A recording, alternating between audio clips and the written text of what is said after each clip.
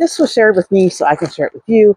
And this is an insect barrier netting. So if you have fruit trees of any sort, this is what you're going to want to do to help to keep the insects from ruining your trees. So this comes in a 2-pack.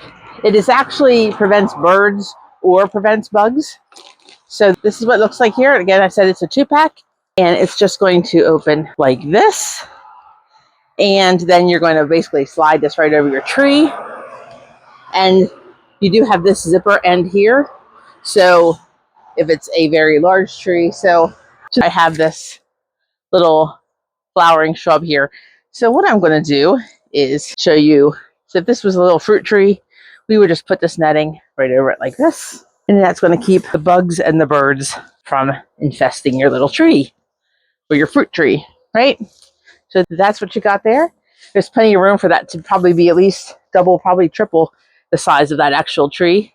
You have this, it's just a screening so the light can get through if it needs to. Obviously with a plant, you're going to want the light to get through, so it's a light screen. It has this here, so if you want to wrong side, it has this here. This side right here is the zipper.